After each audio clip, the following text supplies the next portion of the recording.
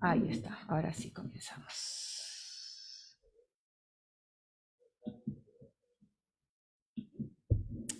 Ok, todos bienvenidos a una nueva conferencia los viernes. En esta oportunidad tenemos la conferencia La rebelión del género en honor al título de este libro maravilloso, cuya autora nos acompaña hoy, Olga, amiga y miembro de la sociedad.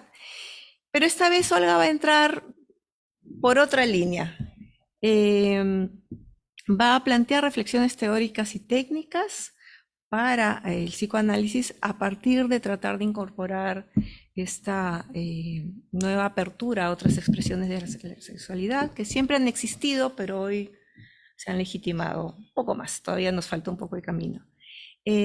Olga Montero estudió psicología en la Pontificia Universidad Católica del Perú, es magíster en estudios teóricos en psicoanálisis por la misma universidad, ha sido docente en la Católica, en intercambio, es miembro, como dije al inicio, de la Sociedad Peruana de Psicoanálisis, afiliada a la Asociación Internacional Psicoanalítica, es autora de diversas publicaciones sobre estos temas de género, sexualidad y homoparentalidad.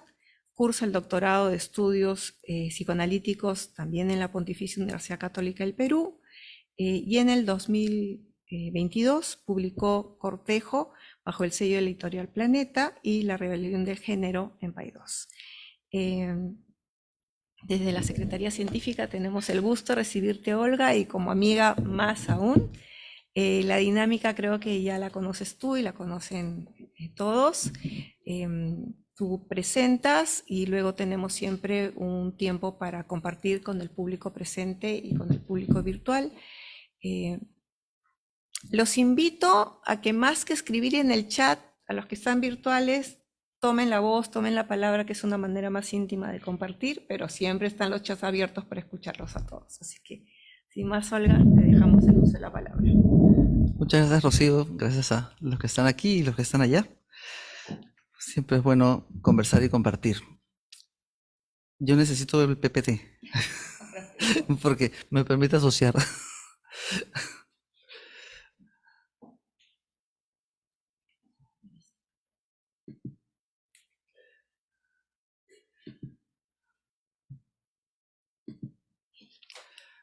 La,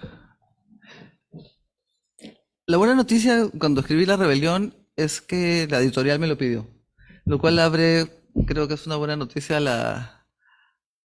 al interés, ¿no? Digamos, y a la necesidad de transmitir la diversidad sexual, tanto de orientación sexual como de identidad de género. Entonces, lo que me pidieron fue una guía para padres que parecía ya no tener posibilidad de comunicarse con las generaciones y con sus hijos, con las generaciones más jóvenes.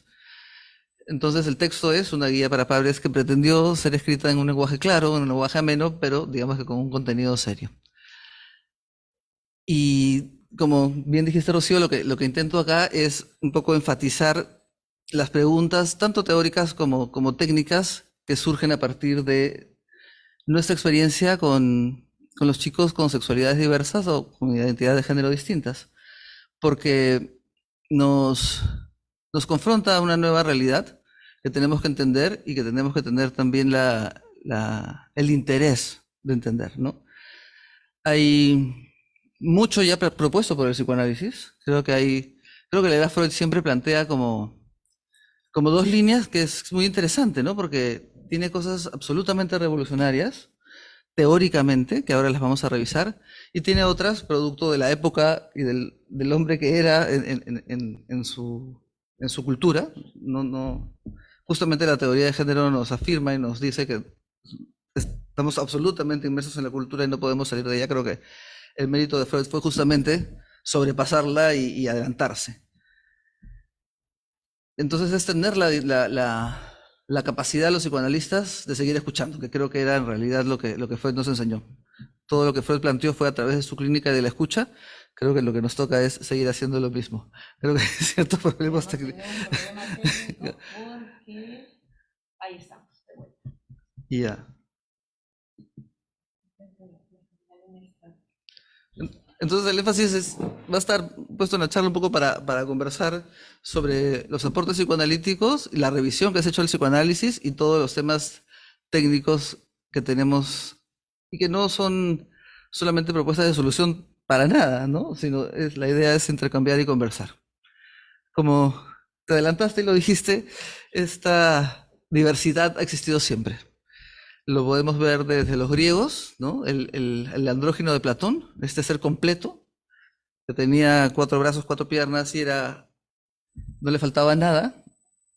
En una de las versiones que leía, los dioses parece que se habían molestado mucho por este poder que tenían y los dividió y los partió en dos, ¿no? Y había lo que Platón nos decía en ese mito, en el banquete, es que había que ir a encontrar el par y toda la diversidad posible, ¿no? Tiresias fue una persona que iba cambiando de sexo según determinadas circunstancias, ¿no? Y Hermafrodito era aquel que poseía ambos sexos, ¿no? Entonces, elecciones de objeto diversas, personas que cambian de sexo, personas que poseen ambos, eran temas desde siempre. Lo que va cambiando es la manera como entendemos esta diversidad. Y creo que en eso estamos. La diversidad existe y cómo la entendemos. Thomas Lacker, en su libro La construcción del sexo, que les recomiendo, hace todo un recorrido de cómo la cultura ha ido entendiendo, ha sido entendida desde los griegos hasta Freud. Necesito que el señor cambie ¿Cómo se llama? Andrés, por favor, me pone la siguiente. Esto es bastante divertido y muy interesante, ¿no? Lo que nos dice Lacker es que al inicio había la teoría de que éramos un solo sexo. Las mujeres teníamos los mismos genitales que los hombres, pero los llevábamos al interior del cuerpo. Galeno en el siglo II después de Cristo sostenía que las mujeres eran esencialmente hombres, pero al no haber recibido lo que él llama calor vital, la perfección no se nos había sido dada, ¿no? Entonces, los órganos estaban internos, eran exactamente los mismos, pero hacia adentro por esta mala suerte del calor vital que no nos había llegado. Por favor, André, la siguiente. La concepción de la diferencia sexual como tal, que es un poco el tema que estamos revisando, y donde hay críticas hacia el psicoanálisis por sostenerse en una diferencia sexual en la teoría, creo que esta crítica de Preciado está muy bien planteada, pero creo que tiene ciertos temas que no he tenido en cuenta de la propia teoría psicoanalítica. Esta concepción de la diferencia sexual surge en el siglo XVIII y se basaba sólidamente en la naturaleza.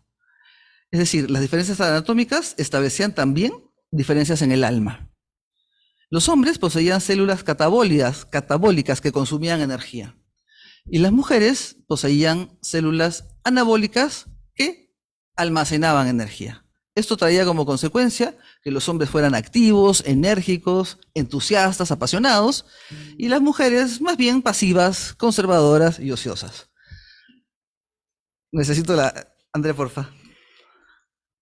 Freud tuvo siempre en cuenta la diversidad de estas concepciones y la manera en que lo cultural interviene en cómo entendemos la sexualidad. La teoría de género que surge más o menos en los 50 pone el énfasis en eso, en cómo se han hecho una serie de atribuciones a los sexos. En el 30, yo creo que en 1905 ya Freud empezaba a hablar de eso de una manera bastante rebelde.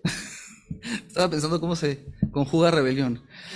Bastante rebelde, o en todo caso novedosa.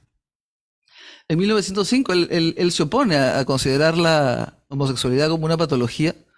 Él decía que era una inversión en el objeto, pero no era una patología ni una degeneración. Y nos recordaba que los griegos, o para los griegos, la homosexualidad era la forma máxima del amor. En el mismo texto de Platón en el banquete, donde cada orador iba diciendo cuál era la forma más, digamos, buena o interesante del amor, digamos, la conclusión es que la máxima expresión del amor es la homosexual masculina y que, digamos, la reproductiva, la heterosexual era necesaria por la reproducción.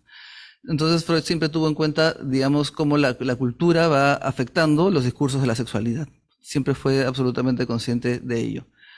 Y propone una serie de cosas fantásticas. Yo creo que ese texto es un texto posiblemente sea mi favorito. Cuando leo otros dudo, pero creo que en el fondo lo es. Digamos, plantear digamos que el objeto de deseo no tiene que ver con la anatomía sexual, creo que fue una de las cosas más revolucionarias que ha dicho.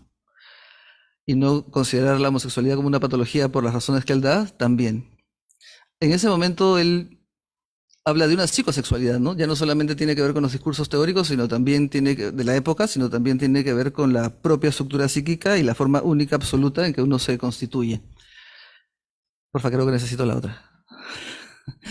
Freud en 1905 plantea toda esta diversidad. Además, él se encontraba muy sorprendido cuando empieza el texto diciendo que las concepciones de la época sobre la sexualidad le sorprendían mucho.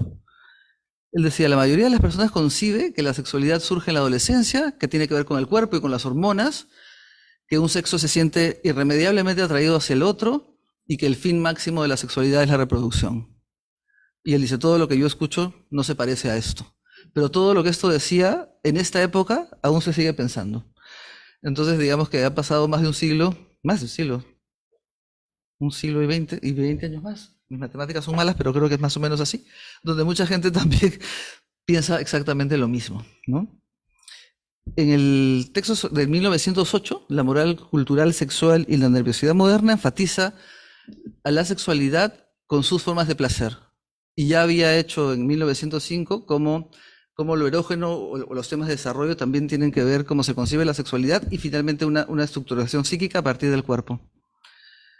En 1920, 30 años antes de que Simone de Beauvoir escriba El segundo sexo o que Money hablara de la teoría de género, en su texto sobre la homosexualidad femenina, él plantea que hay 3 líneas que si bien interactúan no dependen unas de otras.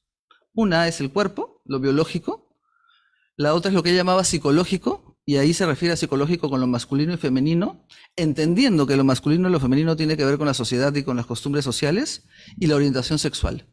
Él planteaba que hay 3 series que se pueden relacionar, pero que una no predice la otra, que no están ligadas. Esto es 30 años antes de que surja la teoría de género.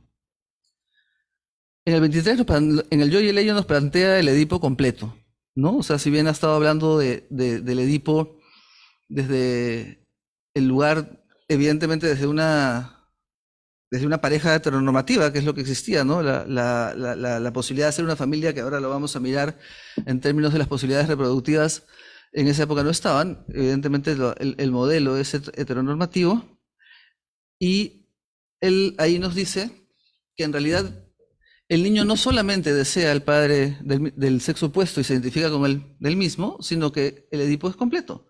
Que los padres, digamos que el niño se siente atraído por ambos padres y en rivalidad con ambos, y que se identifica también con ambos. Creo que sería muy difícil que alguien pudiera decir yo soy exacto a mi madre porque soy mujer o yo soy exacto a mi padre porque soy hombre. O sea, digamos, ya el tipo de identificaciones cruzadas, digamos, estaba planteado en este Edipo.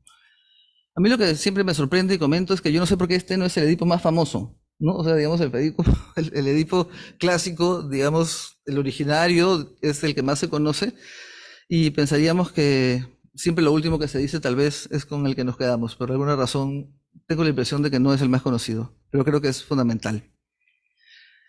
En El malestar en la cultura revisa su concepción de la perversión, porque al final de los 3 ensayos, cuando nos habla de las formas parciales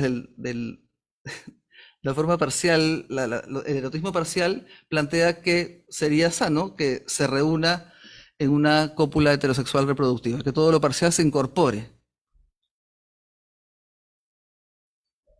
Y en el 30 él dice que en realidad eso es bastante injusto, que proponer que todo lo que está fuera de una norma, digamos, que tenga que ver con la reproducción, se considere una perversión, es una injusticia, ¿no? Y él propone, lo que pasa es que se hace así porque la reproducción es necesaria y la sexualidad es la única manera en que tenemos para reproducirnos. Eso era en el 30, ahora sabemos que esto ya no es así.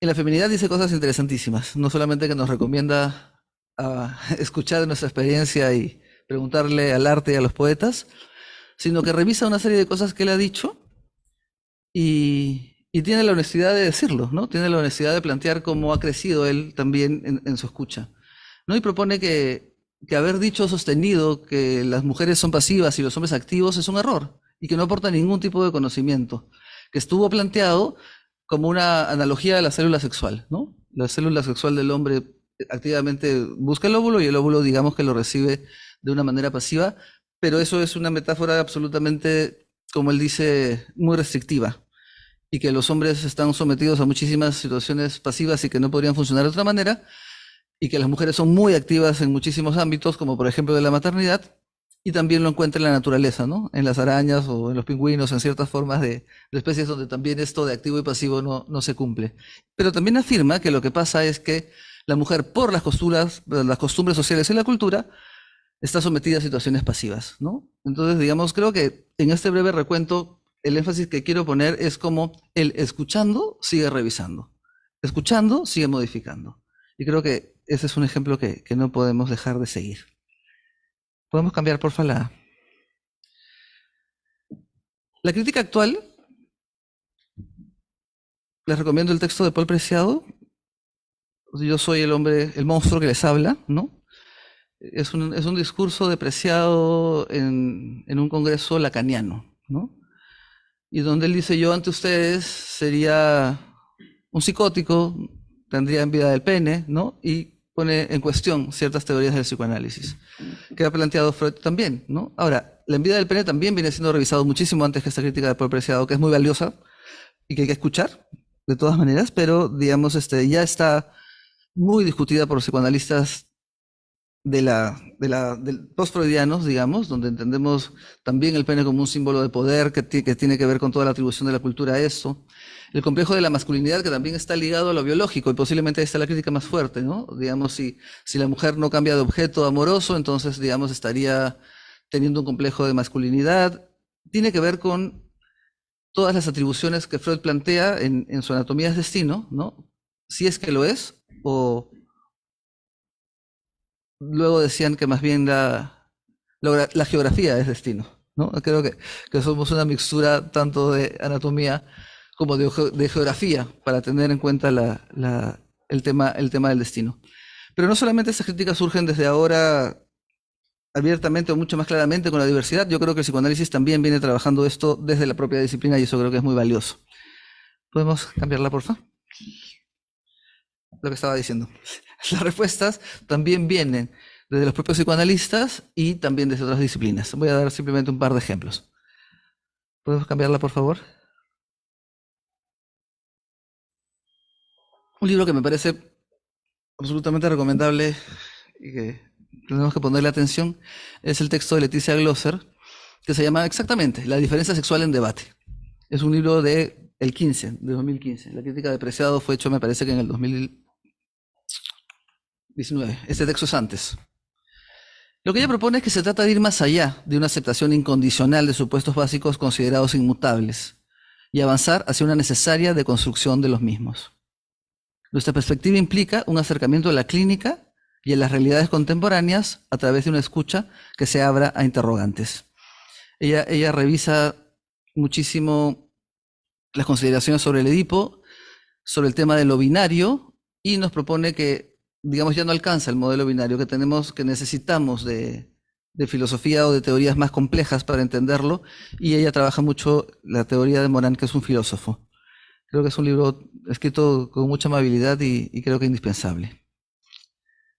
Pasamos a la otra, por favor. Judith Butler viene desde la filosofía y su entendimiento de la atribución del género y de cómo se da la atribución del género y cuál sería la manera en que este opera. Ella propone que la performatividad del género se da con una conducta que se reitera, una conducta que se repite. Y el segundo punto, que es fundamental, es que se naturaliza. Esta reiteración, esta repetición, hace ver las cosas como naturales. Y eso creo que es un cuestionamiento importantísimo. Ella dice: escribir sobre esta desnaturalización obedece a un deseo de vivir, de hacer la vida posible y replantear lo posible en cuanto tal. Hay una anécdota que cuento en el libro que tiene que ver cuando yo era niña. Una vez le pregunté a mi mamá que por qué a los hombres no les crecía el pelo. Los chicos del jardín de infantes usaban el pelo corto, mi papá usaba el pelo corto y creo que todos sus amigos usaban el pelo corto, y yo deduje que a los hombres no les crece el pelo. O sea, en esta reiteración de la conducta de cortarles el pelo a los chicos, yo había asumido que era un tema de la naturaleza. Mi mamá, creo que bastante divertida, no sé si era, creo que no era muy fan, pero en todo caso creo que lo tenía a la mano, me enseñó ciertas revistas donde estaban los Beatles, primero los hombres, digamos, con el pelo muy corto y después estos cerquillos que habían sido, parece ser muy revolucionarios, hasta la última versión de los Beatles cada vez más peludos, digamos, ¿no? Y me dijo que no, que a los hombres sí les crecía el pelo, pero era una cuestión de moda. Entonces creo que ahí empecé a entender que esto que plantea Butler, ¿no? Aquello que se repite y que se performa, se convierte aparentemente en algo de la naturaleza. Y creo que esa es una crítica fundamental que tenemos que ver cuando pensamos en las personas. Ahora, lo que es más increíble es que luego de esta gran explicación, pasaron muchísimos años y hace como 3 vi una serie finlandesa donde yo confundí al hijo de la protagonista como chica porque usaba el pelo hasta la cintura, ¿no? Entonces, a pesar de que yo desde muy pronto podía haber entendido que naturalmente a los hombres les crece el pelo y que hay muchas formas y que las veo además y que me gustan, ¿no? Los pelos largos en ellos, pude haber confundido a un niño con el pelo largo con una mujer. Y esto es bien importante porque nos remite a los temas también de técnica, ¿no? Es decir, cómo escuchamos, cómo estamos constituidos para escuchar. Y creo que es algo que tenemos que tener en cuenta. O sea, no dar por sentado que tenemos mente abierta, no dar por sentado que leemos sobre el asunto, sino tenemos absolutamente cosas tan enraizadas que podemos tener ese tipo de confusiones. Yo inclusive decía, pero inclusive se han equivocado en el subtítulo, ¿no? O sea, ¿por qué le han puesto Emilio si se llama Emilia?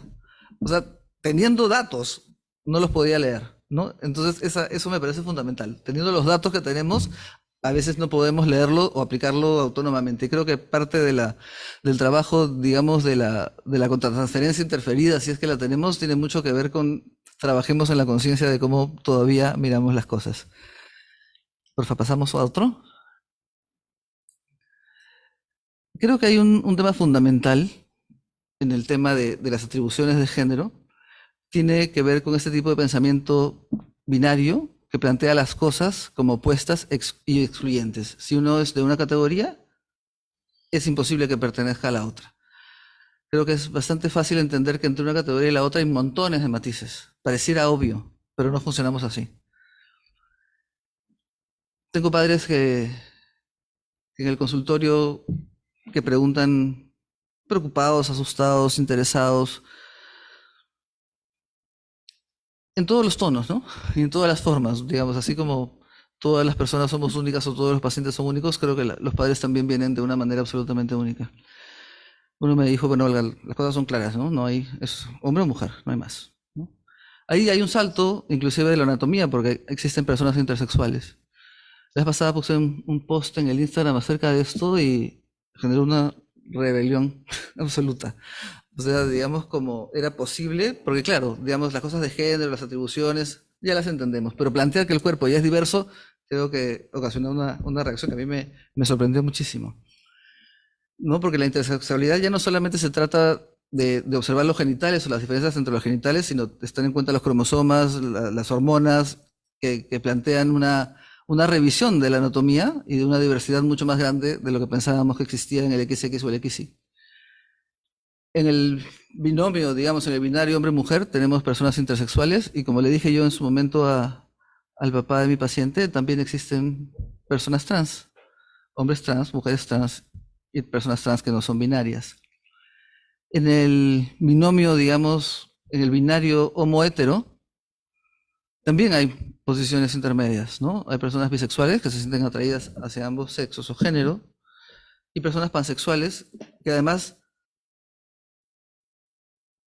siendo la persona pansexual aquella que puede sentir atracción, deseo y amor por cualquier persona, tenga la orientación sexual que tenga y sea cual sea la identidad de género que tenga.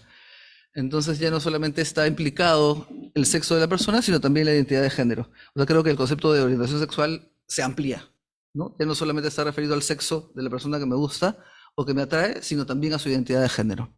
Digamos, las cosas van ampliándose. Necesitamos un tipo de pensamiento flexible, como plantea Leticia Loser, ¿no?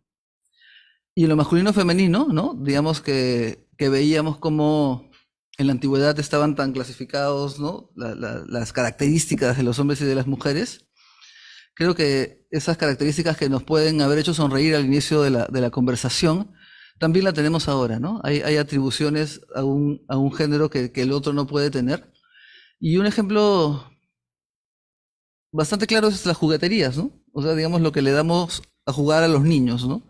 O sea, digamos lo binario y las atribuciones de género, creo que en una juguetería tenemos, pero todos los matices absolutamente claros, ¿no? O sea, digamos, los hombres pelean o son musculosos o tienen carros, ¿no? Y las mujeres tienen electrodomésticos y bebés, ¿no? Es como que, y eso es bien interesante porque creo que la generación de mis hijos todavía no tiene hijos, entonces yo puedo decir que yo nunca le he regalado un ropón rosado a un niño.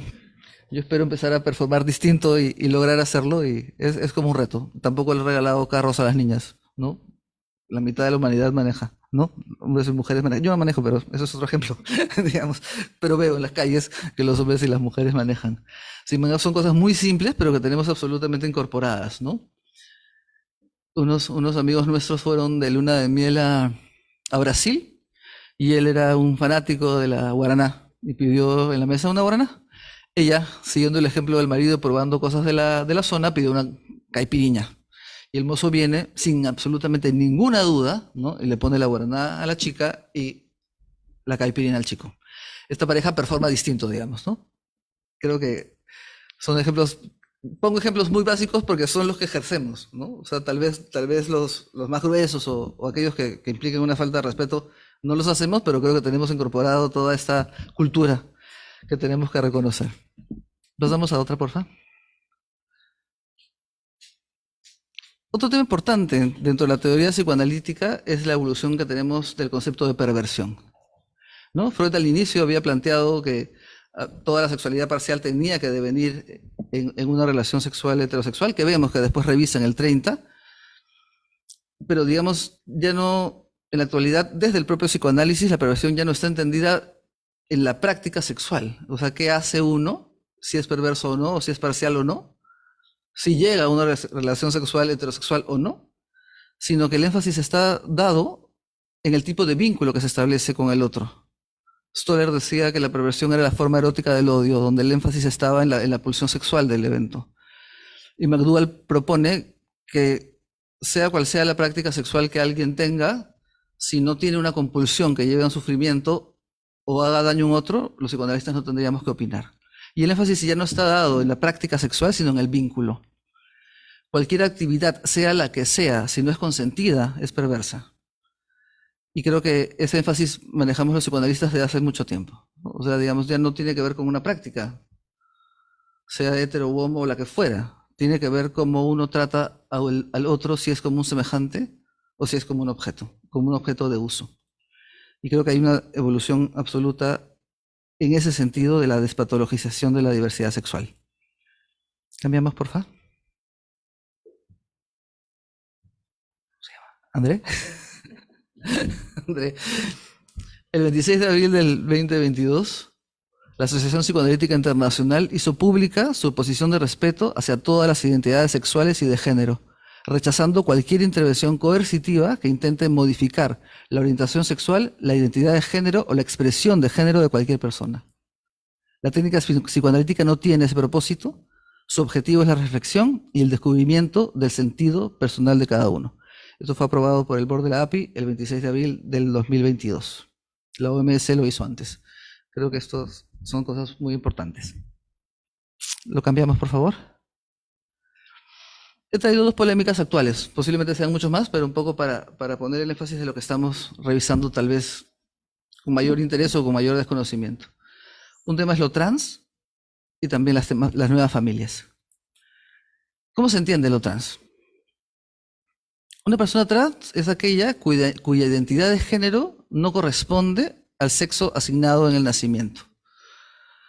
Cuando leía Platón, buscando lo del banquete, veía que en las diferentes traducciones, sexo y género era usado indistintamente. La palabra sexo y género no habían versiones que llamaban sexo, habían versiones que llamaban género. Lo mismo me pasó cuando quería hacer la definición del libro. Persona cuya identidad de género no corresponde al asignado al nacimiento. Inicialmente puse persona cuya identidad no coincide con el sexo atribuido. El sexo se le atribuye al niño al nacimiento en base a los genitales. Algunos autores hablan del sexo asignado, otras personas hablan del género asignado. Y yo pensaba, si no puedo hacer esa distinción, ¿qué hago escribiendo un libro? Y en esa tribulación saqué mi DNI, y el DNI de los peruanos, pueden revisarlo, donde dice sexo, decía femenino. No decía mujer, decía femenino. O sea, el sexo y el género está asignado desde el nacimiento. Y es muy difícil de poderlo separar, ¿no? Hay investigaciones muy interesantes de Badinter, por ejemplo, ¿no? Que aprendí que era filósofa, yo pensaba que era psicoanalista, pero es filósofa. Y ella hizo una investigación muy interesante en la maternidad, ¿no? Escogió niños bebés, ¿no? Nacidos a término, que estuvieran sanos y que pesaran 3 kilos. Y pidió permiso para observar, digamos, cómo los padres los recibían. ¿No? Cuando recibían a un niño, los padres usaban un tono de voz distinto, un tono físico distinto para cargarlos y decirle que eran guapos, que eran fuertes, que eran wow, ¿no? Y las niñas eran recibidas con mucho cariño, pero con otro tono. Qué linda, qué preciosa, mi bebita, mi princesa, ¿no? Cosas que yo he hecho y así empieza la introducción del libro, por favor también la lean porque no me eximo de ello, ¿no? ¿Cómo separar sexo de género? ¿No? Si desde el nacimiento, y ya no solamente del nacimiento, lo que me acordaba cuando estaba embarazada, no solamente era lo primero que todos pensamos, ¿no? Que estén sanos y que sean felices, ¿no? Y que sean libres, ¿no? Que elijan aquello que quieran ser, ¿no? Y cuando nació mi hijo mayor, todo bien, pero que no sea cura ni militar, ¿no? Yo tenía muy buenas razones para explicar esto de la libertad de pensamiento, pero de igual ya había una atribución, ¿no? Y su cuarto era diferente al que tuvo Mayra cuando nació y Andrea después, ¿no? Estaban decorados de manera diferente. Ahora ya no voy a contar cómo son los cuartos actuales, hay algunos que ya no los veo. Perdón. Digamos, ¿cómo separar entonces sexo de género? ¿Cómo naturalizar algo que ya viene intervenido desde la fantasía cuando ni siquiera han nacido, ¿no? Ahora, igual, también hay, pensando un poco en los padres, ¿no? Hay concepciones que evidentemente no teníamos, ¿no? Me acuerdo en la ecografía de mi segunda hija, porque con el primero no quisimos saber, y eran unas ecografías pues bastante distantes de las que veo ahora con envidia, ¿no? Había que investigar y leer entre las sombras, y cuando nos contaban el sexo que llevaba el de nuestro hijo era absolutamente impensable, en todo caso creo que lo era para mí, que esa personita no se fuera a identificar con el sexo que me estaban diciendo que era, ¿no? Era como una realidad inmutable, ¿no? Y creo que ahora todo lo inmutable lo tenemos que deconstruir. Y creo que también cuando propongo lo técnico, creo que también tenemos que pensar en el trabajo con los padres que acompañan a estos chicos. El tema de las palabras, ¿no? También hay palabras, ¿no? Una amiga me llama y me dice, Carla me ha dicho que es pansexual. Esto no fue ahora, esto fue hace mucho tiempo. Y llamé a Chela y le pregunté, ¿qué es pansexual? Y Chela me dijo, ¿no te acuerdas? Me dijo, pansexual se sale del binario. O sea, el bisexual le gustan hombres o mujeres dentro del binario de género y el bisexual se sale del binario de género. Yo lo supe entonces, hace algún tiempo, pero digamos, mucha gente aún no entiende una serie de términos, ¿no? ¿Qué cosa es no binario? ¿No? Y los padres llegan con una serie de preguntas que realmente no tienen cómo resolver, ¿no? Y creo que también hay que incorporarlos a las conversaciones, y lo que es interesante es que los chicos también lo piden, no solamente lo aceptan cuando se los consultó, sino que lo piden y lo desean.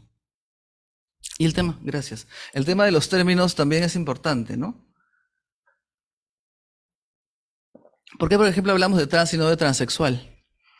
La palabra transexual está muy ligada a la patologización de lo trans, ¿no? Y al asumir que la persona trans necesariamente se va a operar, ¿no? Hay muchísimas formas de ser trans, no solamente en términos psíquicos, en la constitución psíquica, de la forma como se siente o se vincula o se construye esa identidad, sino también con la manera como lo llevan, ¿no? O sea, hay personas que cambian su expresión de género, Hay personas que sí necesitan algún tipo de hormona porque quieren ver su cuerpo de determinada manera, algunos otros operación, pero digamos, lo trans tiene solamente que ver, o sea, se define como una persona que no está identificada con el sexo o género que le asignaron al nacer en base a sus genitales. Y la forma como lo lleva es absolutamente única. Y creo que lo que nos toca a los psicoanalistas es lo que nos toca siempre, seguir el propio camino de cada persona. Entonces, digamos, hay palabras que ya no usamos por respeto, ¿no? ¿Podemos cambiarlo, por favor? Diversidad de lo trans, ¿no? No solamente en la forma como se es trans, sino hay mujeres trans, hay hombres trans que respetan de alguna manera, igual que la bisexualidad, cuando me lo explicaba Chela, el binario de género, y hay personas trans no binarias que no respetan esa distinción, ¿no? O sea, digamos, pueden ser fluidas y se expresan y tienen una expresión de género y un sentir que no respeta ese binario del género. Autores del psicoanálisis como Lema y Sakatopoulos nos plantean que cada persona trans es única en su estructuración psíquica, ¿no? Que es, digamos, lo mismo que planteaba Freud en el 20 con la chica homosexual, ¿no? El psicoanálisis no es predictivo, no puede predecir. El psicoanálisis recibe al paciente y va entendiendo en su unicidad hacia atrás. Hay muchísimas maneras de ser trans y ninguna es generalizable. Podemos pasar, por favor, conversando con los padres. Les voy a contar un poco las cosas que converso con ellos y pensamos juntos. Por favor, ¿la podemos cambiar? Creo que la primera cosa que traen los padres es el miedo. No comprenden y tienen miedo. Digamos, es importantísimo recibirlo porque es creo que bastante comprensible y muchas veces deciden no apoyar. Siempre el miedo está como fuera, ¿no? Digamos, les van a hacer daño, les van a discriminar, les van a hacer bullying. Lo cual desgraciadamente no podemos desmentir, ¿no? Hay homofobia, hay transfobia, y ese miedo es real. Ese miedo responde, desgraciadamente, a situaciones que ocurren. Pero tal vez lo que pierden de vista es que lo que más le duele a los chicos, por lo menos lo que yo he visto, es el no ser reconocidos por los padres. O sea, hay un dolor mucho mayor en esa ausencia de reconocimiento o acompañamiento que aquello que puede pasar fuera, ¿no? Alguien me decía, ¿no?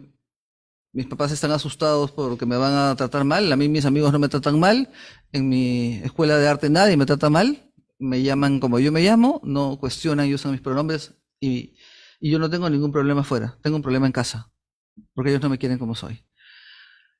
Es imposible no reconocer que hay peligros afuera, pero estos peligros en compañía se hacen mucho más fácil.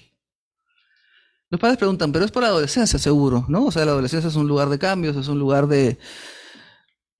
Y sí es cierto, ¿no? La adolescencia, tenemos, el cuerpo crece, hay muchas veces personas que no se sienten cómodas, pero hay una diferencia, ¿no? Digamos, puede haber una incomodidad en el cuerpo y un sentirse que no pertenece, es esto nuevo que ocurre, pero no una falta de identificación con el sexo género al nacer. La persona trans tiene ese sentimiento, que no pertenece al sexo que se le asignaron. Otra pregunta fundamental también es qué pasa si se arrepiente, ¿no? Que creo que también es algo muy, muy importante por el tema de las hormonas, porque hay consecuencias de las hormonas que no se revierten en las operaciones de la misma manera. Sakatopoulos responde en la medida de lo posible a esta pregunta, ¿no? Lo que ella nos hace saber es que las personas que no se arrepienten, o en todo caso, evidentemente esto no es una norma ni una categoría, sino es una pista, ¿no? Algo para tener en cuenta, algún tipo de criterio, son aquellas que sienten y tienen la vivencia de que no pertenecen al sexo género asignado al nacimiento. Las personas que tal vez, dice Sakatopoulos, mudan hacia la androginia, ¿no? Digamos, son personas que no respetan las atribuciones del género y las limitaciones que esas atribuciones les exigen. Digamos, como que habrían en este macro y único, exclusivo mundo de las personas trans, podría responderlo de esa manera. Pero ella dice algo más, ¿no? Digamos, ¿qué pasa si se arrepiente? Efectivamente es una pregunta que nos genera dudas, que nos genera angustia, pero lo que Sakatopoulos nos propone es que no perdamos de vista el sufrimiento del chico, o de la chica, o del chique, ¿no? Digamos, muchas veces por esperar tomar decisiones, surgen depresiones, autolesiones y hasta suicidios. Entonces, digamos, no podemos alejarnos de la persona única que estamos viendo y el tipo de sufrimiento que lleva. Otro tema muy común con los padres es confundir la identidad de género con la orientación sexual, ¿no? Es decir, que si una persona, digamos, es trans, la orientación sexual queda como asumida en la identidad, ¿no? Una abuela de un paciente que estaba muy interesada, me daba mucha ternura porque tenía mucho interés y respetaba su nombre, ¿no? Y me decía, pero le gustan las chicas, entonces es lesbiana, ¿no? Entonces, ¿por qué se quiere disfrazar de hombre? ¿No? O sea, digamos, hay mucha confusión y creo que hay que escuchar y explicar y no sé, yo lo hago, trato de hacerlo, no sé si aún me entiende porque me sigue preguntando y yo sigo intentando, ¿no? Aclarar y con los padres también, ¿no? Digamos, o esta preocupación que tienen muchos padres de traer a niños al consultorio porque juegan a cosas que no les corresponde. Yo siempre me pregunto, ¿cómo hay juegos que corresponden? ¿Cómo hay juegos que tienen género? ¿Cómo es esa división? Pero bueno, vienen muy preocupados porque no juegan a lo que deben, entonces van a ser homosexuales o trans, ¿no? Y la realidad es que no hay ninguna, como Freud decía desde el inicio, no hay una predictibilidad. Lo que siento que ayuda en este trabajo con los padres es un poco en esta intención narcisista mía de que mi hijo no fuera ni militar ni cura, ¿no? En esta atribución puesta a él. Es como lo que nos dice Freud en 1914, en Introducción al Narcisismo, ¿no? Cómo los padres adjudicamos a los niños cómo deben ser o cómo quisiéramos que sean, o cómo van a reparar lo que nosotros no fuimos, ¿no? O sea, poder ayudarlos a distinguir, a poder recuperar al hijo que tienen y al que es, y que no se pierdan de él porque no se parece a lo que soñaron, ¿no? Es un trabajo que tiene que ver con el narcisismo, pero también con el duelo, ¿no? Hay padres que muy adoloridos me dicen, ya no lo puedo llamar tal, es como cuando la persona muere ya no se le puede nombrar, ¿no? También hay un duelo que habría que acompañar. Lo pasamos, por favor. Entonces, las consideraciones técnicas un poco para compartir, ¿no? El trabajo con los padres. Yo llamo al paciente y le digo a los padres cuando hablo con ellos que yo voy a usar el nombre del paciente, el que él me dice que es. El lenguaje inclusivo es todo un tema, ¿no? Digamos, a mí no me es difícil cambiar el sexo, o sea, plantearlo como masculino o femenino. Lo que me es más difícil es el neutro, ¿no? Y a veces me equivoco, pero mis pacientes creo que sienten una buena intención y me ayudan, ¿no? Olga, no, el verbo no le tienes que cambiar. Solamente cambia cuando puedes decir o a, ahí pones e. Y voy intentando. Y el tema de la contratransferencia, ¿no? O sea, digamos, como lo que conversábamos hace un ratito, ¿no? Cómo tenemos que conocer desde dónde estamos para lograr una neutralidad. Son temas muy grandes, pero los menciono porque creo que también el tiempo se nos está cortando. Por favor, pasamos a la otra. Yo estoy a favor del lenguaje inclusivo y el respeto a la persona por un tema obvio de respeto y de reconocimiento, ¿no? Sobre el reconocimiento se ha hablado mucho. Nos instauramos en el reconocimiento. La psique se gesta en un acto de reconocimiento, de una paridad de dos que se reconocen. Hay mucho para leer sobre esto y Benjamin es un gran ejemplo. Axel Honneth es un filósofo que aporta un paso más y me parece importante por el tema de la rebelión del género. Honneth dice que hay 3 formas de reconocimiento que son indispensables para la salud mental y para que una persona crezca de una manera justa. La del amor, que tiene que ver con el psicoanálisis, con las teorías de amor y de reconocernos en el amor. Pero él incluye 2 más. La legal, tenemos que tener derechos, los mismos derechos para no sufrir, digamos, discriminación o humillación. Y la solidaridad, que tiene que ver con el entorno, con cómo los chicos son recibidos y necesitan un reconocimiento, ¿no? Entonces él amplía lo legal y lo amplía a la solidaridad de la humanidad. Creo que el último texto, el último capítulo de la rebelión, que no nos da el tiempo ahora para conversar, tiene que ver con eso, ¿no? Con que nosotros también como psicoanalistas pensemos en las raíces de la agresión, en las raíces de la discriminación, en las raíces del otro como un abyecto, diría Kristeva. O sea, digamos, creo que el psicoanálisis también tiene mucho que aportar desde ahí. Lo pasamos, por favor. Las nuevas familias, ¿no? Tenemos una serie de capacidades reproductivas con la tecnología y con las fórmulas nuevas que han generado nuevas formas de familia. Y Glosser también propone que hay que cambiar una manera de entenderla diferente. Y ya no hablamos de mamá y papá, sino hablamos de funciones. ¿Quién ejerce la función? ¿La función materna o la función paterna? Y después se dio cuenta que era insuficiente, porque materna evoca a la madre y al género femenino, y paterna al padre y al sexo masculino, o al género masculino. Y propone que hablemos de una función de sostén y una función de terceridad. Pero Glosser dice aún más.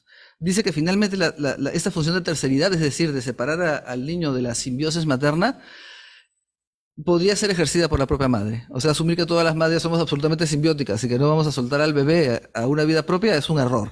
Es una atribución tal vez también. Y ella propone que una madre sí puede hacer esa función de terceridad teniendo también una vida propia de otras maneras, ¿no? Y creo que eso es muy importante. Y tenemos que preguntarnos qué define a una familia como saludable, ¿no? Yo creo que la salud mental no está relacionada ni a la orientación sexual, ni a la identidad de género, ni a la forma como está constituida, sino con el amor que tenemos y el respeto que tenemos con los miembros de familia. Pasamos, porfa. Hay una parte del camino del capítulo de las familias, tiene un aporte de Chela de estos clanes, de repente después nos cuentas. Vamos a terminar con María Malizade y su concepto de función familia, ¿no? Hay personas que no están dentro de la familia necesariamente, pero ejercen el tema de función, ¿no? Puede ser un profesor, puede ser los hermanos también, por supuesto, que si bien están dentro de la familia, también a veces ejercen funciones muy importantes. Y personas extra, ¿no? Que también pueden, como dice ella, darle al niño lo que tal vez no encuentra en la familia, ¿no? Ella llama a las nuevas parentalidades una liberación de la parentalidad y lo trata de una manera muy positiva y muy optimista, como nos enseñó. Y el narcisismo terciario, ¿no? Es decir, no solamente el primario donde estamos absolutamente con lo que nacemos, ¿no? El secundario cuando salimos, sino salir más allá. Ella tiene una frase muy bonita, ¿no? Donde dice, se rompe el espejo del narcisismo y por ahí vislumbramos al otro, ¿no? Son propuestas psicoanalíticas que nos ayudan a pensar la diversidad. Y creo que es la última. Sí. Una cita de Mariam, un homenaje como siempre. Antes que hombre, antes que mujer, el incipiente ser humano no tiene ni sexo ni género. La identidad primaria se enraiza en el imprinting de la especie. El otro reflejante conforma un espacio psíquico primario, ni masculino ni femenino, simplemente humano. Creo que esta característica de la humanidad no solamente, como dice Mariam, es el inicio de nuestra vida, sino que estas características atribuidas a hombres o mujeres, ¿no? No son características de hombres o de mujeres ni masculinas ni femeninas, ¿no? Ser asertivo, ser inteligente, ser cálido, ser tierno, ser fuerte, ser etcétera. No son características de un género o sexo, son características humanas. Y creo que la idea de Mariam es que no nos olvidemos de eso. Gracias.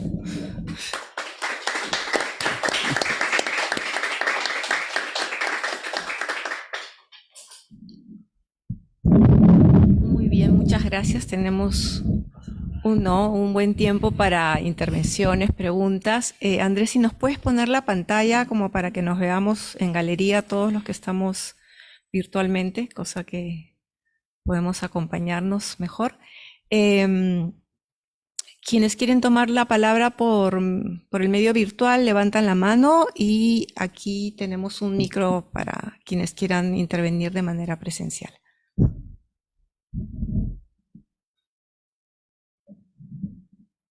Siempre toma un tiempo digerir las ideas y creo que nos has hecho un recorrido, ¿no?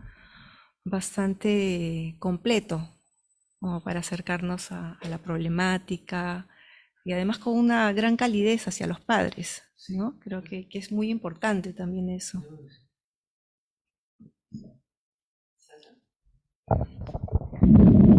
Quisiera...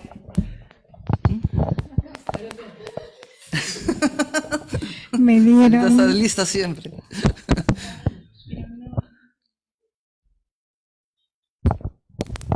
Entonces se necesita el micro para que se escuche en el...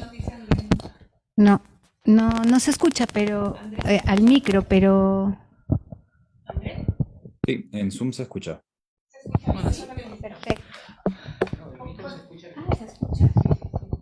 Hola, ¿sí? Ya. Olga, en primer lugar te agradezco muchísimo. Escucharte es un placer. Gracias. Y quiero felicitarte. Y cada vez que te escucho aprendo más y eso para mí es importantísimo y me llena psicoanalíticamente y emocionalmente también. Gracias. pensaba en la cultura represora. O sea, porque uno te escucha y realmente se abren horizontes. Yo creo que es tan importante transmitir al mundo y a los padres y a los hijos lo que he escuchado ahora. Este libro tuyo todavía no lo he leído, está en pendiente. He leído el anterior. Pero no solamente que lo voy a leer, sino voy a adquirir para regalárselo a mis hijos también. Gracias. Para, Sí que es una ¿no? buena idea. Y bueno, entonces yo pensaba en la cultura represora en términos de, por ejemplo, he tenido la fortuna de viajar y ver en otros países cómo la libertad de la otredad en términos de identidad de género, en términos de todo el panorama que has explicado, camina por las calles, sin esconder, sin reprimir, sin tener miedo de expresarse en todo sentido, en sus afectos con un otro, guardando los respetos, en su forma de vestir, en su forma de llevar o sea, todo, el corte de pelo, o sea, y realmente yo siento en carne propia esta cultura represora en la que vivo, o sea, a diferencia de otras.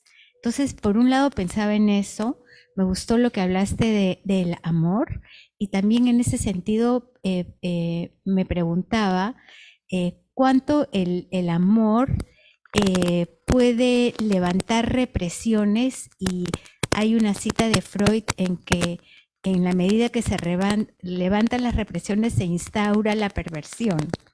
Pero yo estaba dialogando con un colega acerca de eso, pero no de esto que estoy diciendo ahorita, sino de la diferencia del amor, el enamoramiento y el delirio erótico, y él en el chat me escribe con un lapsus tremendo diciendo que en la medida que se instaura el amor, se levanta la represión, también se instaura represión. O sea, se levanta y a la vez se instaura. Entonces yo le hice le subrayé eso que me había escrito y él responde: me he equivocado, es un lapsus, y en realidad la cita de Freud es: donde se levanta la represión se instaura la perversión. Entonces quisiera saber tu opinión al respecto de este puente entre la cultura represora y el amor,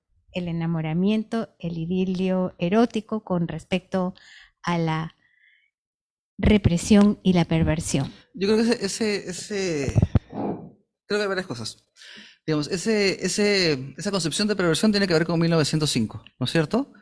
Digamos, donde no hay una transacción, sino que se eleva y surge. Creo que lo que Freud dice, no sé si a eso se refiere tu colega, digamos que cuando él habla de los diques de la sexualidad, ¿no? Del asco, del dolor, me estoy olvidando uno, ayúdame. Chela, asco, dolor, pudor, vergüenza, exacto, gracias. No, esos son los diques que surgen según Freud naturalmente, ¿no? El dolor, el pudor, la vergüenza y el asco. Lo que Freud dice es que cuando uno se enamora, esos diques se rompen, ¿no? No, creo que no está diciendo que uno se vuelve perverso. No está planteando eso. Creo que está diciendo que cuando uno está enamorado, esos diques, ¡bum!, se desploman, ¿no? Y la vergüenza se pierde, los rangos de los márgenes del dolor también, ¿no? En términos de placer, y vergüenza, el asco. Y el asco también, ¿no? O sea, creo que a eso se refiere Freud en ese texto. Los diques se rompen cuando uno se enamora. Y pasan muchas otras cosas más, pero eso, creo que a eso se refiere. Ahora, es bien interesante porque cuando estamos hablando de... Sigamos con Freud, ¿no? Freud se preguntaba hacia el final ya de sus textos, ¿por qué? Digamos, en 1915 dice: a mí me sorprende tanto la heterosexualidad como la homosexualidad, ¿no? O sea, si el objeto puede desear cualquier cosa, no entiendo, no es natural, ¿no? Digamos, él ya desnaturaliza y eso es genial. Pero dice, no puedo entender ni una ni otra, las equipara, es igual de incomprensible para él. Y en Análisis Terminable e Interminable dice, claro, hay homosexuales, heterosexuales, pero hay muy pocos bisexuales, y él se sorprende, ¿por qué hay tan pocos bisexuales? ¿No? Y él dice, bueno, siempre sus salidas iban ahí, debe tener que ver con la bisexualidad, ¿no? Es la misma manera como resuelve la orientación sexual en el 23, ¿no? Porque a alguien le gusta tal o cual, debe ser por la disposición bisexual. Y finalmente esa respuesta no la tenemos tampoco ahora, ¿no? O sea, digamos, Kemberg dice, ¿qué nos gusta? ¿Qué nos excita? ¿Qué sabemos sobre eso? Nada, ¿no? Y creo que esa respuesta nos la seguimos haciendo. Lo que plantea Minsky, una cosa que me parece muy interesante, es que uno reprime lo culturalmente inaceptable. Lo que se nos ha contado que no se hace, ¿no es cierto? O sea, digamos, ya está inmerso en la cultura. Hay cosas esta división de lo binario está absolutamente integrada, ¿no? Mi hija menor, como a las 2:30, le gustaba muchísimo Antonio Banderas y un día la vi viendo la tele y le pregunto, ¿por qué estás viendo? Y me dice, estoy viendo la película de la espía y el espío, ¿no? Espía y espío no se dice, ¿no? Pero estaba aplicándolo bien, ¿no? Había un masculino y un femenino, ¿no? Tenía 2 años y medio, era bien chiquita, ¿no? Y es cierto que en las películas que ella ha visto, pues el ogro no se enamoraba del ogro, ni... Me acordé que una de mis hijas le dio mucha pena que la obra se quedara obra. Porque sí, ¿no? Porque hay estándares de belleza, porque hay estándares absolutamente inoculados, ¿no? Donde no se nos da más opciones, ¿no? Creo que ahora hay, como bien plantea Sara, una mayor diversidad, ¿no? En las películas. Ahora Disney pone un beso y colapsa el mundo, ¿no? Se sacan de las salas, entonces, ¿no? Había creo que un par de abuelitas, ¿no? Que se querían y creo que fue un tema mayor. Digamos, no, yo soy optimista, pero a veces también la realidad me dice que sí, estamos avanzando y hay realidades bastante más abiertas. Yo creo que una vez mi hijo me dijo algo muy cierto, ya ustedes todos se van a morir, vamos a quedar nosotros, todo va a estar bien. Porque yo creo que los jóvenes tienen una flexibilidad distinta para entender la diversidad, ¿no? Yo no sé si su optimismo también sea cierto, creo que no. Creo que hay otros intereses en este tema, muchos otros, que no hemos tocado acá, pero que sería importantísimo tocar, ¿no? Pensando un poco en estos discursos de la sexualidad, cómo se construyen, en base a qué se construyen, ¿no? O la familia, ¿no? Con mis hijos no te metas, plantea que la diversidad estudia la familia y la familia se genera en la Edad Media porque los papás querían saber que sus hijos fueran suyos y los heredaran, ¿no? Entonces inventaron la virginidad y la mujer no salía de la casa. O sea, ese modelo de familia, ojalá que lo destruyamos todos, pero digamos, creo que ahora estamos hablando muchísimo más de vínculos, ¿no? O Foucault, ¿no? Podemos olvidarnos de Foucault y los discursos de la sexualidad, ¿no? O sea, digamos, están hechos en base a un poder, en base a una necesidad de alguien. ¿Qué necesitamos? Necesitamos gente para las fábricas, necesitamos gente para la guerra, necesitamos gente que se reproduzcan. Armemos la sexualidad absolutamente reproductiva, ¿no? O sea, digamos, hay mucho que conversar, como cuando planteaba en términos de que el psicoanálisis tiene mucho que decir también sobre las formas de la agresión, del otro como distinto, del otro peyorativo, del otro repudiable, abyecto. ¿Cómo generamos ese tipo de construcciones y ejercemos el odio, ¿no? No sé si te he respondido, pero gracias. Sí.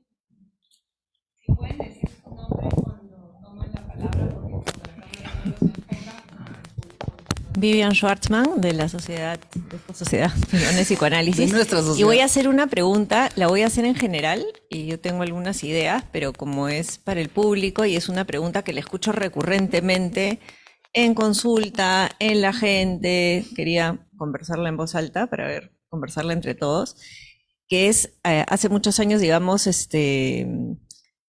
el tema era muy difícil que la gente salga, digamos, del closet, ¿ya? Era lo que se escuchaba, pero era salir del closet y hasta ahí. Era si te gustaban las chicas, te gustaba chico, chica, o sea. Y ahora la pregunta es, ¿qué está pasando con los niños y adolescentes que se cuestionan tanto, que hay tanto trans, ¿ya? O sea, y mi pregunta es si es que, por ejemplo, una de las hipótesis es que hay más libertad para que uno se pueda cuestionar, los niños o los adolescentes se puedan cuestionar sobre su propia identidad, su propia sexualidad. O sea, ¿qué es lo que está pasando en esta época, digamos? Uno hace muchísimo tiempo, siempre ha existido, hemos visto películas, esta película donde hace muchos años, ay, se me dio con este actor maravilloso que tiene una operación y, o sea, no es que, la chica danesa, o sea, no es que no ha habido, pero ahora se escucha muchísimo más, o sea, hay más, entonces si eso está respondiendo a algo de la cultura de estos días, de hoy en día, si está respondiendo a algo que tiene que ver con la, o sea, a qué puede responder, ¿no? Porque, y también lo que mencionabas antes, la dificultad, me imagino, con los chicos, pero también con los padres, ¿no? Tomar decisiones apresuradas o no sobre un cambio, y también tiene que ver con lo hormonal, y hay un momento en que las decisiones tienen que ser tomadas. Entonces, todo eso es muy angustioso para, o sea, por más que haya mucha apertura, hay mucha angustia también, de parte de todos, ¿no? Porque, digamos, la adolescencia por sí misma es una etapa de confusión. Entonces, ¿qué pasa cuando eso, luego que se atraviesa, ¿no? Esa es una de las cuestiones. Y la otra también es, pero es para más, ¿no? Solamente para que es como para otra conferencia, es que las personas trans, cuando transitan hacia algo también, hacia lo mujer-hombre. O sea, es como está también tan instaurado, o sea, no dentro de necesariamente lo... con el no binario, ¿no? O sea, Sí, es cierto lo que tú pero planteas, ¿no? igual, Sí. o sea, existe esto que está ya tan instaurado Cierto. que la transicionalidad es Cierto. hacia una de las dos, por lo general, ¿no? Ujú. Lo que escuchamos. Entonces, pensaba que qué difícil romper con eso, ¿no? Porque si bien, claro, cuando nace un bebé es el carrito, el muñequito, y para la niña la muñequita, o el cuartito rosado y todo, igual estas personas crecen y a la hora de transitar lo entrecruzan. O sea, ¿no? Está tan instaurado que se cruza. Entonces, ¿cuánto viene? O sea, son preguntas como ¿cuánto viene ya de cuestiones innatas? ¿Cuánto viene de cosas aprendidas? O sea, no tengo la respuesta, simplemente estoy abriendo las preguntas. Freud, en Resistencias al psicoanálisis, decía que los cambios costaban un esfuerzo psíquico, ¿no? Que era pesado cambiar, que era un esfuerzo. Y él proponía que los psicoanalistas, por esa dificultad, no dejáramos de escuchar no dejáramos de pensar sin investigar, ¿no?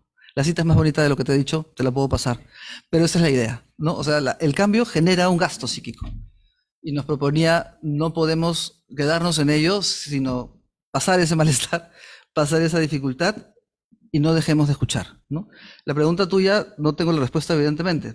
¿Qué ocurre ahora? ¿O esta diversidad? Yo siento, posiblemente en mi optimismo, que sí hay un cambio y una rebelión hacia el patriarcado, ¿no? Hacia este patriarca que quería saber si sus hijos eran sus hijos para que lo hereden, ¿no? Y decide que las mujeres se quedan en casa o se casan vírgenes, ¿no? O sea, digamos, y de ahí una larga historia, ¿no?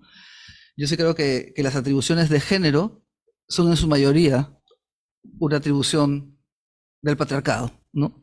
Que es el hombre el que hace, el que decide, el que factura, y eso creo que hay canciones que ya lo debaten y lo cuestionan, y creo que son muy bien recibidas, ¿no? Para una posibilidad de lo que decía hacia el final de la conversación, ¿no? Digamos que estas atribuciones no sean ni femeninas ni masculinas, sino humanas, y que cualquier persona pueda ejercerlas según su sentir. Yo sí creo que hay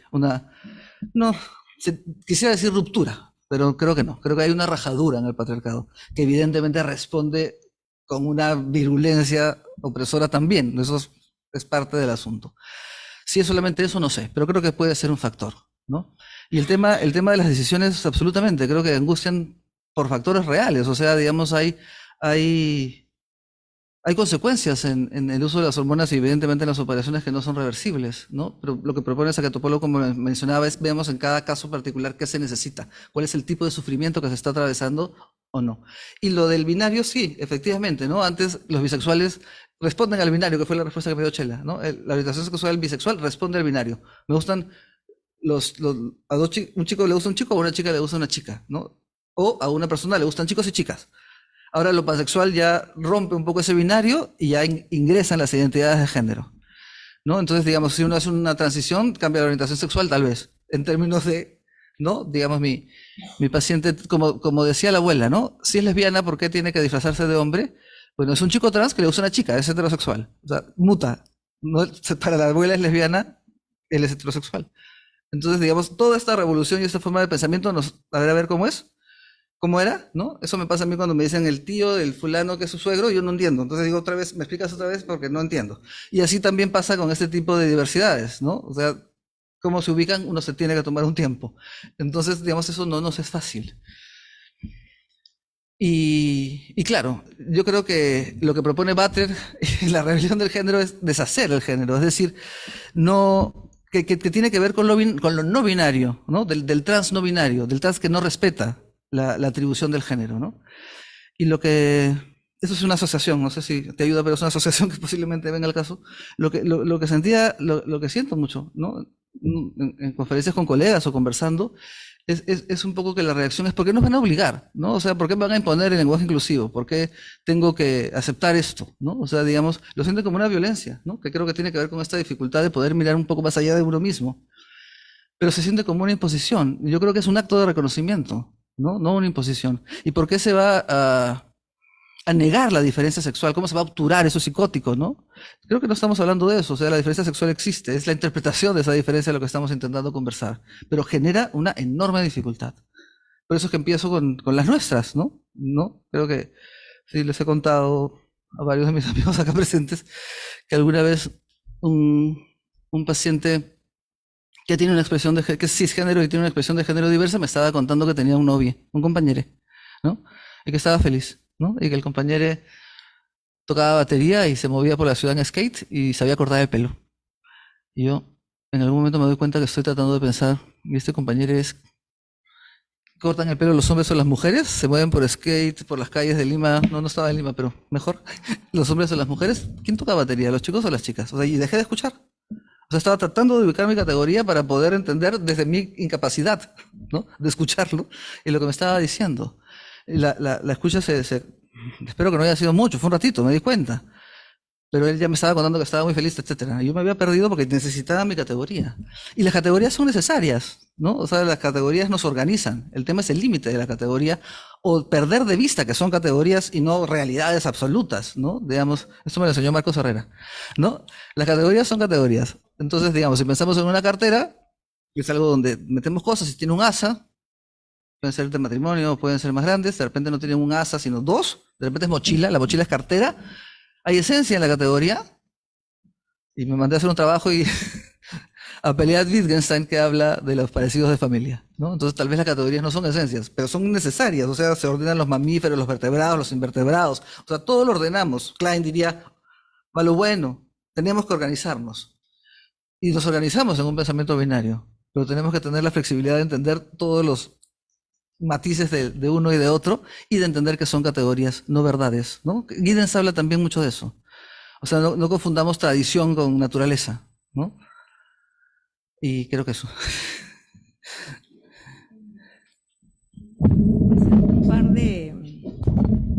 Compartir un par de ideas que me has generado al escucharte, al escuchar al público, ¿no?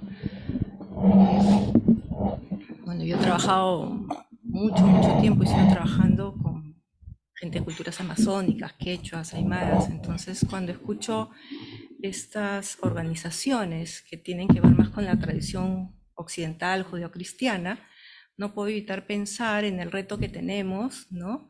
De incorporar otros referentes culturales que toman lo binario también de una forma particular, ¿no? Y donde conviven a veces cosas que para los occidentales pueden sonarnos contradictorias o ilógicas, ¿no? Entonces creo que acá hay un reto bonito abierto para entrar a pensar esto, ¿no? No quiero decir que en las culturas andinas no hay patriarcado, sino que son formas distintas, ¿no? Y que, o en la cultura india hay, en las culturas indias, porque este es un país continente, ¿no? Se acepta lo intersexual, hay una categoría intersexual, y sin embargo sigue habiendo opresión masculino-femenino, ¿no? Entonces creo que hay un conjunto de complejidades interesantes para ampliar, ¿no? la reflexión que tenemos. La segunda idea, ¿no? Que también me parece que es como para pensarla, es en esta lógica de desarrollo lineal, ¿no? Ascendente que nos ha transmitido la modernidad, ¿no? Y creo que hay que tener cuidado, ¿no? De pensar que vamos a llegar a un punto donde no va a haber conflicto, ¿no?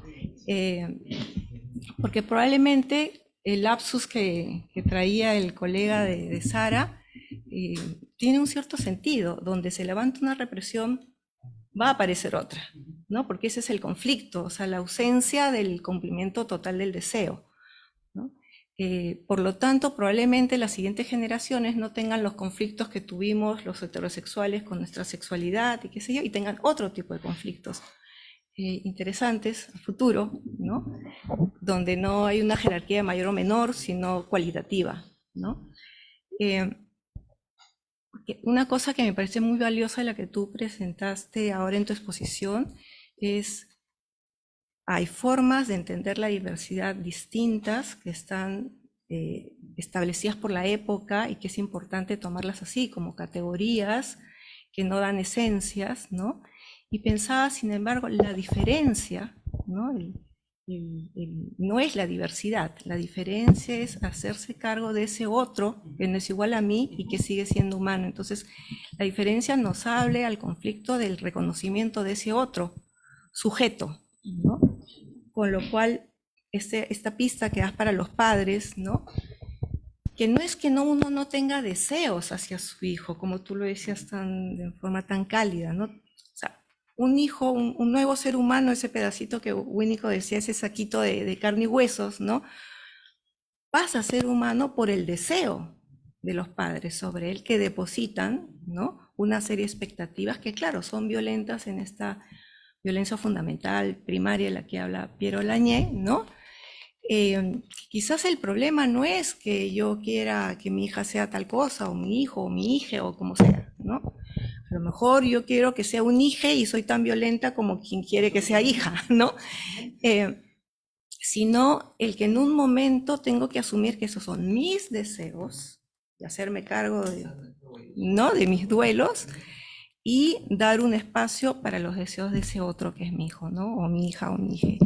Entonces, me parecía muy interesante cómo tú nos has llevado a través de presentarnos este conjunto de conceptos a pensar en temas que son fundamentales en el psicoanálisis, como son la diferencia y el deseo, donde creo que tenemos cosas que seguir diciendo y mucho que hacer, ¿no? Creo que Eduardo está... Sí, primero que nada, saludar a Olga, agradecerle por el libro. Creo que es un esfuerzo muy grande de traducir una serie de elementos teóricos importantes para los especialistas, pero es un esfuerzo muy grande de traducirlo a un público que pueda entender esto y ayudarnos a nosotros en nuestro trabajo a podernos comunicar, ¿no? Cosas que son polémicas y complicadas, incluso para nosotros también, como lo señalabas, ¿no? En segundo lugar, un elemento que me parece muy importante de subrayar también es algo que Freud también descubrió, ¿no? La bisexualidad primigenia, pero también el inconsciente, que actúa más allá de nuestra voluntad yoica, y que tiñe toda nuestra performatividad, ¿no? Que es lo que también tiene que ver con esto de la aparición de la sexualidad y la expresión de género, por ejemplo, ¿no? Estaba pensando en lo que decía Rocío también, porque sí, pues la sensación de que vivimos en una cultura cerrada y que así es, y no hay cambios o no hay transformaciones, es muy grande. Y sin embargo, hay tantas transformaciones constantes y a cada momento, y cómo van variando también en las distintas culturas. Leí el otro día y estaba viendo un trabajo sobre los onágatas.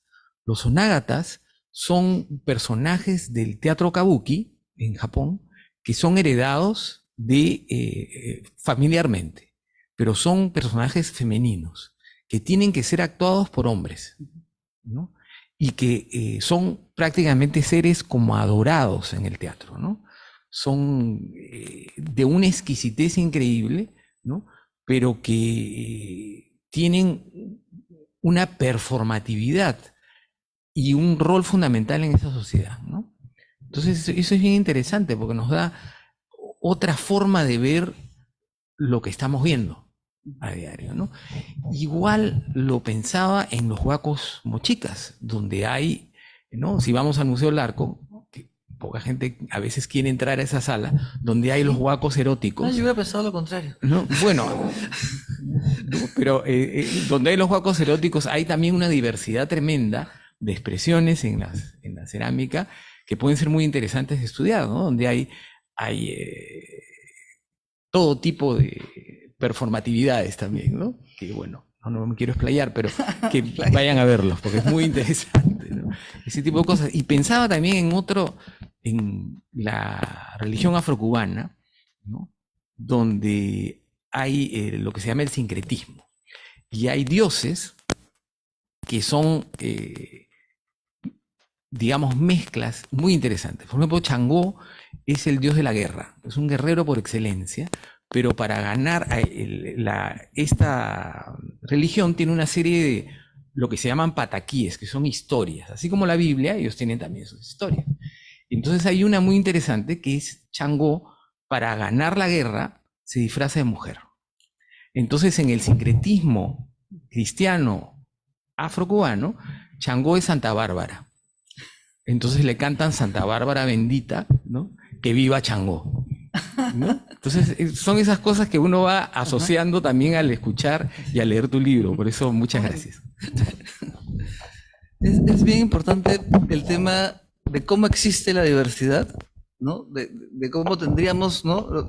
Tus ejemplos, tantos aportes, los insto a que escriban porque necesitamos conocerlos, de verdad. Pero cómo también tenemos esta capacidad de no mirar lo que no queremos, ¿no? Y mantenernos nuevamente en nuestras verdades, ¿no? En evitar esa incomodidad de la que hablábamos hace un tiempo, ¿no? Y es cierto esto del conflicto, ¿no? Digamos, pero también esta tendencia humana de que el otro diferente, ¿no? Va a generar en mí una distancia porque puede matarme, y como diría Benjamin, nos olvidamos de que nosotros también tenemos una agresión. Digamos, ella rompe este ideal de la resolución del conflicto, ¿no? Que planteas tú, y me parece absolutamente interesante, ¿no? O sea, el conflicto va a estar, ¿no? ¿Cómo lo resolvemos? No, siempre va a estar. Y Benjamin dice, no, está, es inevitable. El otro ejerce agresión, pero lo que nos olvidamos es de nuestra propia agresión. La nuestra es la que no miramos. Si nos hacemos cargo de la nuestra, las cosas tal vez irían mejor. Siempre yo, tan optimista, pero creo que es una salida bien importante, ¿no?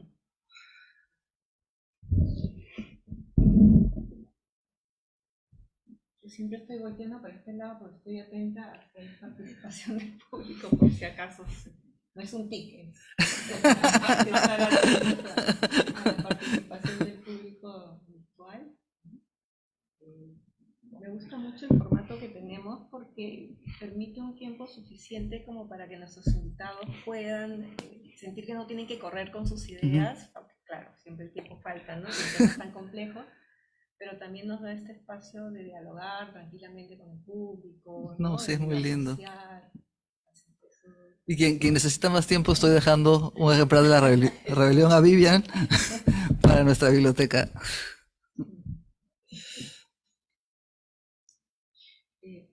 Estaba pensando en esto de cómo la diferencia siempre es una tarea, ¿no? Y es una tarea con el otro y es una tarea entre generaciones, ¿no? Quizás en mi época, digamos, la gran cosa era si los padres eran conservadores, los hijos salían de izquierda, revolucionarios, ¿no? Se jugaba en diferentes campos, pero siempre está, ¿no? Yo recuerdo que cuando terminé el colegio y estaba teniendo que decidir a qué me iba a dedicar, ¿no? En la vida, que es una cosa espantosa que creo que solo en el Perú ocurre, ¿no? Elegir la vocación profesional a los 16 años. Y yo quería ser artista gráfica, ¿no? Quería estudiar diseño gráfico, quería ilustrar cuentos. Y esa especialidad no existía en el Perú. Había un instituto pequeño, pero nada más, ¿no? Y mi papá me decía, o sea, porque era no ir a la universidad, ¿no? Que era uno de los cánones, ¿no? Mi papá me decía, ¿y vas a ser pintora de brocha gorda? ¿No? Y creo que, o sea, siempre hay esta tensión, ¿no? Pero creo que tú rescatas bien. El problema no es que hayan las tensiones, que te digan cosas hasta si uno las pone fuera de contexto y fuera de lo que era mi relación con mi padre, puede ser como cruel, ¿no? Decirme pintora de brocha gorda. Pero creo que hay esta cosa del vínculo que sostiene esa dificultad que es importante. Y creo que lo que tú propones en el trabajo con padres va por ahí, ¿no? Que los padres puedan recuperar frente a la angustia que les produce todo esto, que la fuente de la angustia, ubicarla en el vínculo amoroso y no desde el super yo persecutorio, ¿no? Creo que ese también es otro punto bien interesante que nos traes acá respecto a la técnica de acompañamiento a padres. No sé si ahí puedes desarrollar un poquito más.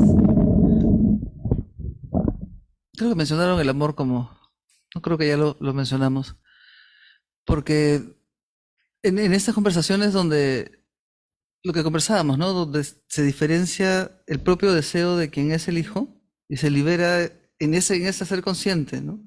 De que lo que no aceptamos es lo que no queremos nosotros y nos perdemos de quien hay, de quien está y de todo lo que tiene para darnos. También he visto padres que van al colegio y les piden que cambien, que respeten el nombre del niño, la búsqueda de los baños neutros, la preocupación por el tema del DNI y del nombre, ¿no? Que los acompañan a averiguar o los acompañan al abogado. Hay que hacerle un juicio al Estado para cambiar de nombre, ¿no? Pero digamos, ya hay algunas personas que lo logran y eso es importante, ¿no?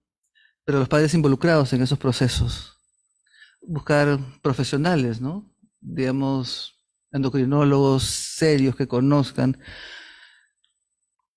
ginecólogos para chicos trans, ¿no? O sea, digamos, hay una búsqueda también amorosa de acompañamiento y eso hace absolutamente diferente el tránsito, ¿no? Es fundamental, ¿no? Creo que finalmente como dicen los propios chicos, o sea, lo que necesitamos es a los papás. Afuera nos arreglamos, pero adentro es el sostén fundamental del asunto, ¿no? Y hay un ejemplo muy lindo en que un abuelo llama a su nieto y le dice, hoy cumples 18, vamos a comprar tu primer terno, ¿no? Ese tipo de generosidad amorosa, ¿no? Que prima sobre la capacidad de entendimiento, ¿no? O la dificultad de esta abuelita preguntándome las cosas que ya les conté, pero nombrándolo como él se llama, ¿no? Digamos, eso es fundamental. Y creo que todas las personas valoramos eso, ¿no? O sea, digamos que decir que las personas de diversidad necesitan reconocimiento y respeto, lo necesitamos todos, ¿no? Y por eso el tema del rescate de Mariam de la humanidad me parece tan fundamental. Bien. En una clase justo en este semestre, Álvaro Rey de Castro, que ha sido nuestro maestro también, les decía a los candidatos de la última promoción ingresante, preocupados siempre, ¿no?, por manejar bien la técnica, para no meter la pata y hacer bien el trabajo. Y decía, miren, los pacientes nos perdonan muchas cosas, muchas cosas. Lo único que no nos perdonan es la falta de humanidad. Creo que eso se aplica también en cualquier vínculo humano, ¿no? Muchas gracias, Olga. Ha sido un placer tenerte en esta tu casa, nuestra casa, y bueno, un gran aplauso.